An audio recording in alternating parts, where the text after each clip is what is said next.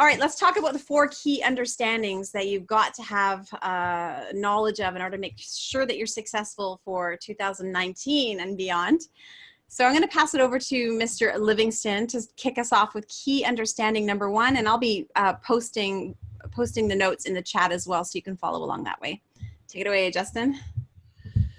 Hooray, I shall go first. Thank you. Yeah, the first understanding really sets the context for the rest. Like it's paramount to understand and to know that the transformation industry is maturing. So we're gonna use this term a lot, transformation industry. Okay, though the term itself is a bit of a misnomer. There really isn't some such thing as a transformation industry. Really, it's a group of social entrepreneurs, like people or companies that help other people, and they're all actually participating in different industries, but we all use similar business models. We use similar strategies and techniques of developing our business, and especially when it comes to marketing and promotion, our businesses structurally look very, very similar. But we're actually in different industries depending on what it is that we do and who we're serving, right? Like someone who coaches CEOs and C-suite executives, they're not in the same industry as a relationship counselor, right? Those are very different jobs. They're serving a different market, different people with a different solution, solving a different problem. But in this context, we're going to suggest that we're all in this big kind of macro industry referring to as transformation, okay? But just also it's important to understand that that's actually it's many industries within it, okay? So one of the reasons why it's important to understand that there's a lot of sub-industries is because each of those industries, what really matters is where each of those are at in their maturity and what pace they're maturing at. That's all that's relevant to you. Like what sandbox are you playing in and how is it changing and what does it look like right now?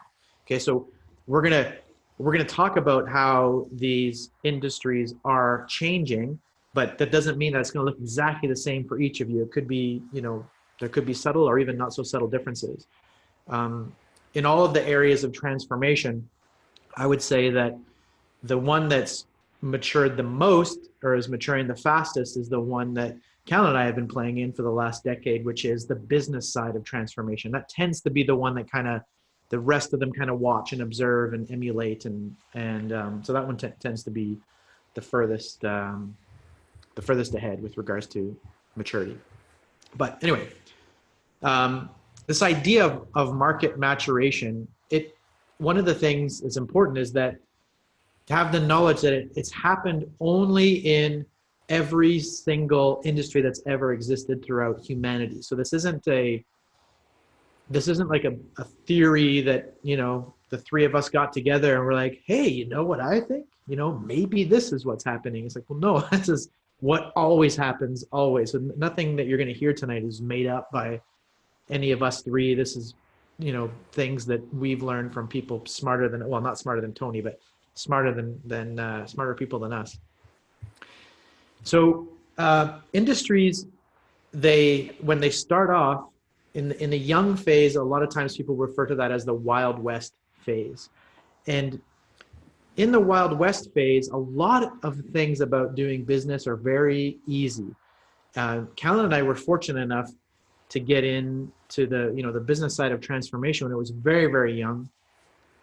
Definitely in the Wild West phase. And one of the things, there's difficult things about that phase too, but one of the easy things is that there's more demand than supply. So that means that it's really easy to sell stuff. When Callan and I started, we were helping workshop, retreat, and seminar leaders, fill their rooms and design their learning environments and selling from stage and all the different components that went into having a live event business or live event component to their business. And back then, we were the only ones doing it, like at least that any of us were aware of. So we were the only ones doing it at any kind of scale. So you can imagine, if you're going into a market where there's a latent demand there and there's no competition, selling stuff's pretty easy. And so right out of the gate, Cal and I were able to grow really quickly. And of course we had sales and marketing experience as part of our background. So, we were doing things well. Add that to the fact that there was no, if people wanted that solution, we were the only game in town. So it was pretty easy. But as markets mature, as ours has, that landscape changes. Now, if somebody sees our messaging and wants to, hey, I can learn from them to, have more profitable events or whatever, it's like they know that we're one of like a dozen or so, just the ones that they know about. They know that they have options, they have choice. And that's one of the signs of a maturing market, is that people become savvy. They become savvy to the fact that they know they have choice. They become savvy to the way that industry tends to run, right? So I was saying that when we talk about the transformation industry, we're really referring to a bunch of companies that are structured the same and use the same type of marketing methodologies and that. Well, as each of those little sub niches matures, the consumers in that industry, they tend, or they become aware of those methodologies. So a lot of times they don't work as well because people know what's coming next in a lot of cases. In most of those niches now, you can't get people on a webinar without them knowing that you're going to sell something at the end, as an example, right? Like that's not a reasonable expectation. Or you can't release your first video without them knowing that there's 2 more coming and then an open card or whatever. And by no means does it mean that those mechanisms don't work anymore. Those structures don't work. They definitely can, but there's more of a there's more pressure on them to have a lot of precision in their execution. Let's put it that way. Like you got to do, whereas where it used to be able to do what would be considered kind of a subpar webinar, just getting some people, giving some information, making an offer, you get a result. Nowadays, that's not, the landscape just isn't the same. Other indications of a maturing market are that the cost of doing business start to skyrocket. And this because now there becomes competition amongst the actual businesses of that space. Like I still remember being, to my knowledge, I was the first one in our little sandbox to really figure out Facebook ads and being able to really use them at scale. We were spending like thousands of dollars a day on Facebook.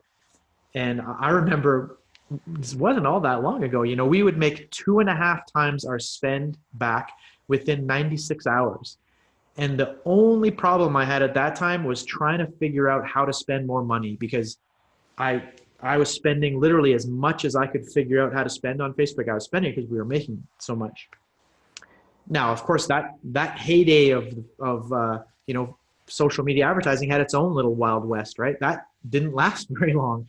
Now the landscape is completely different. It's way, many multitudes more expensive to get only a fraction of that result. That's an indication of a maturing market. And also, I like to talk about the promises that live within that market. Like in the Wild West phase, you can just speak to the result or even just the benefit of something, and that's enough information for people to buy it. Like we could just talk about, hey, we'll help you have sold out seminars. Okay, where do I sign? That was enough. Whereas as a market matures, speaking just to the benefit or to the result of something comes across as hype. And the reason is because people have heard it many times before. So they need to know more of the how. Like, well, what's different about you?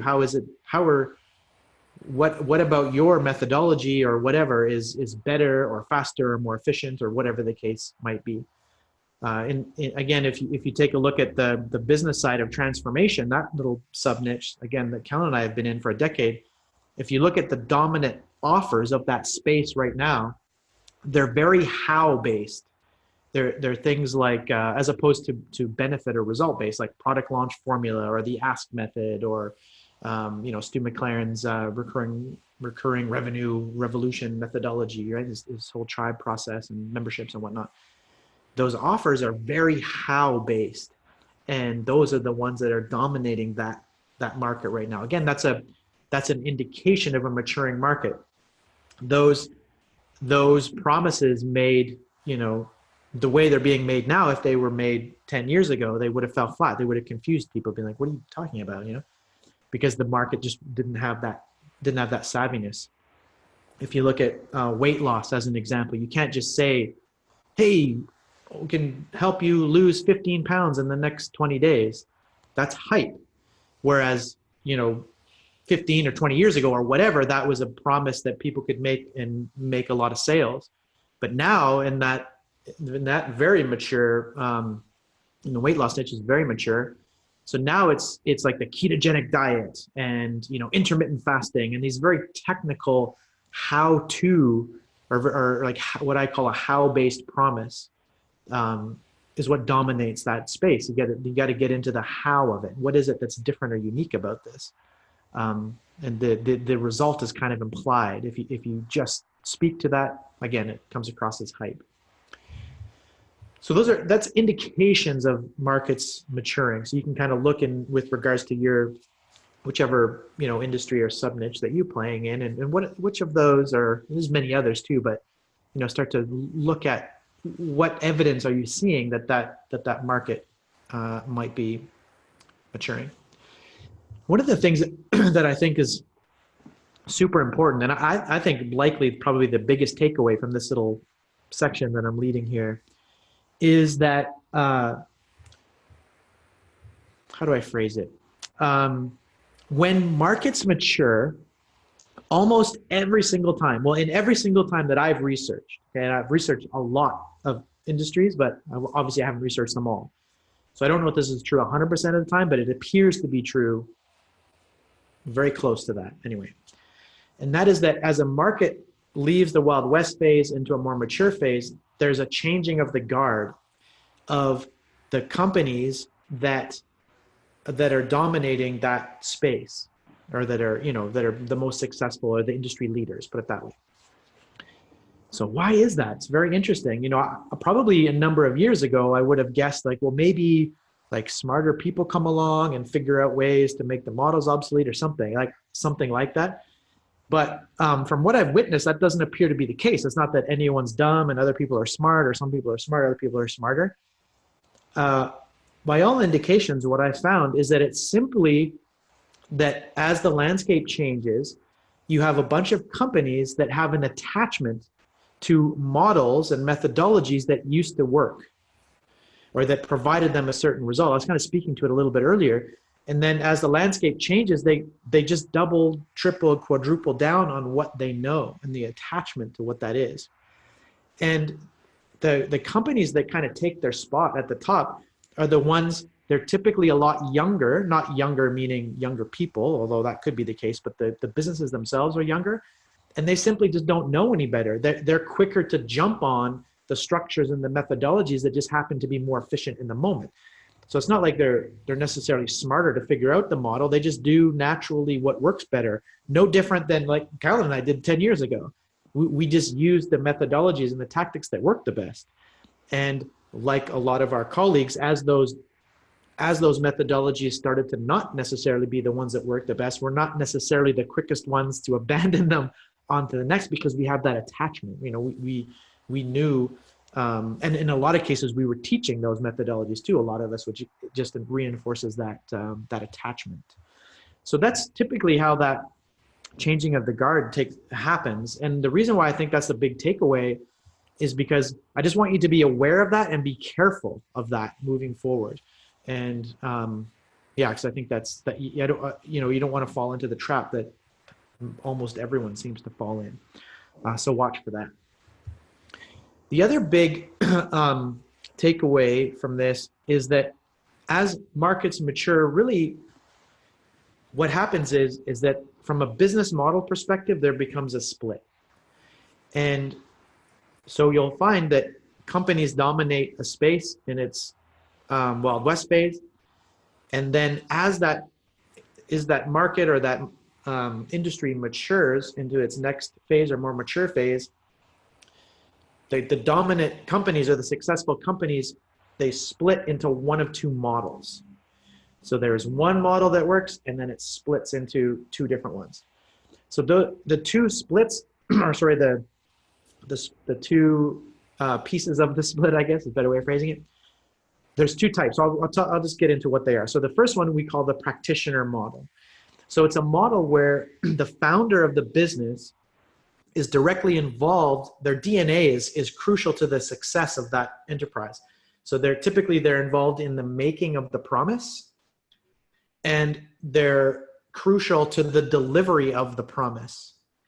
So I'll give you some examples. Like in the real estate space, much more mature than any of our niches. The real estate space has the realtor. So the realtor is the practitioner model of the real estate space. So they're the ones that promise to, sell your home or find your home. They're the ones that promise to find the buyers and work the logistics or whatever. Excuse me. And sure enough, when they do the open house, they're the ones that show up a few hours early. They're spraying the cookie smell and making everything look pretty or whatever, right? You've used that analogy a couple times, and I just want to ask you, is there really fake cookie smell that they spray in houses? Well, according to Arrested Development, there is. And that's where you get most of your wisdom from life, exactly. Is from Arrested Development? It's from Arrested Development, yeah. If anyone doesn't know what that is, it's a show on Netflix. It's the funniest non-animated show in the history of humanity. So check it out. I just wanted to do a little fact check there. So now I know. Okay, good. Carry on. Someone's saying they do spray, so there you go. So you've heard it twice, Kellen, so it's got to be true. You've heard it from me, and you've heard it from rspanstern@yahoo.com. It's fact. Okay, so real estate, realtor's a practitioner. I think about my massage therapist. Again, that's a practitioner model, very mature market. And my massage therapist, really only does a couple of things. She promises that if I show up on time and, whatever day and time that we've agreed, as long as I show up then, that she'll give my muscles a rub down.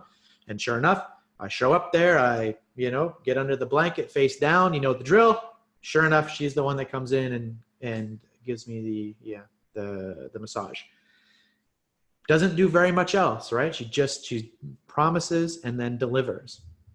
A coach, right? As long as you get on the phone or get on Zoom at the right time, the person shows up and delivers the 20 minutes or 40 minutes or whatever it is the agreed upon time was.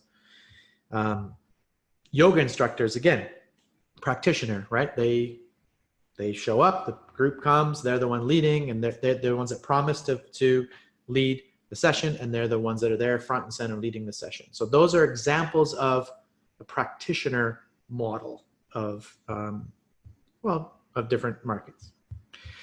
The flip side of the practitioner model is what we call the platform model. And it's basically the opposite.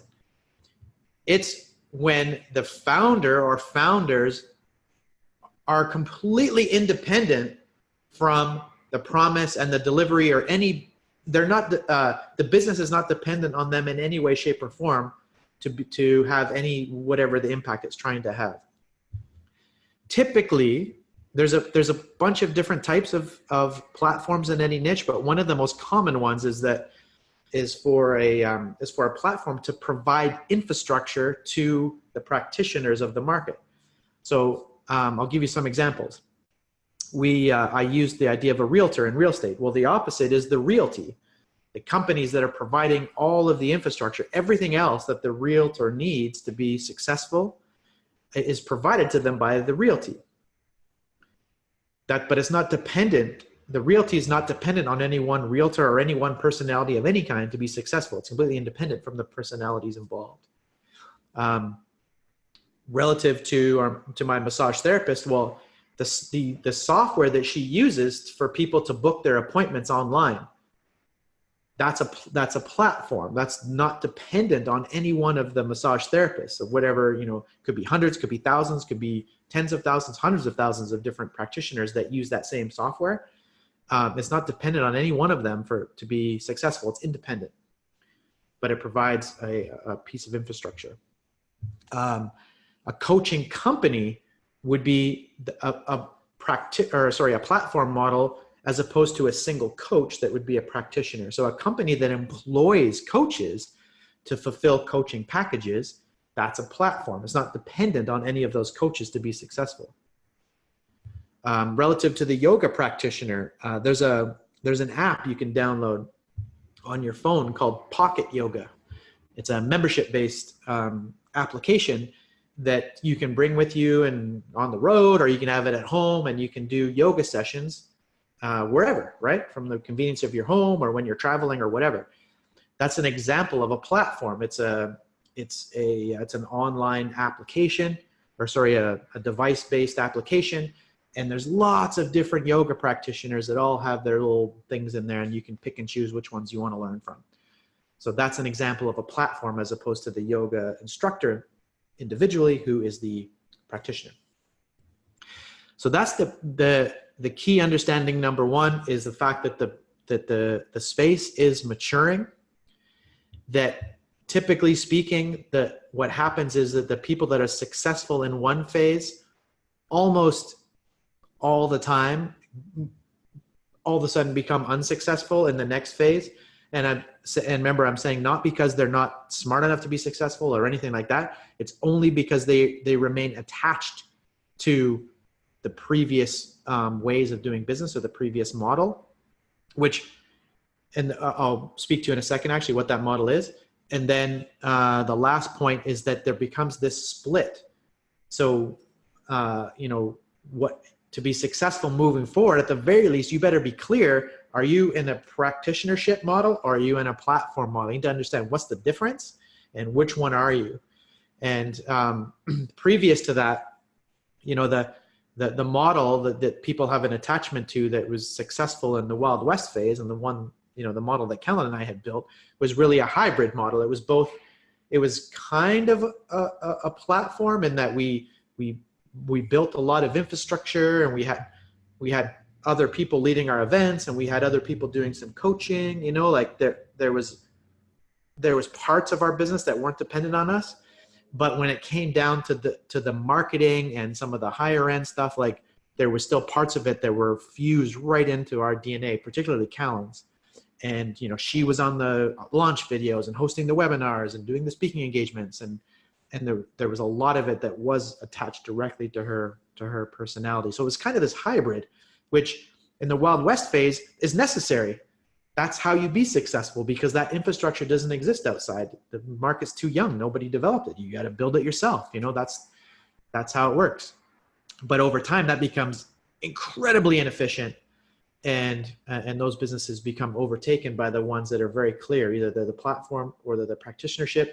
And either way, they're much more streamlined, much more efficient. Yeah, beautiful, beautiful. So just to review, key understanding number one is the market is maturing, and how it works is you got practitioners being successful and platforms being successful, but if you try to blend the two, those are not going to work.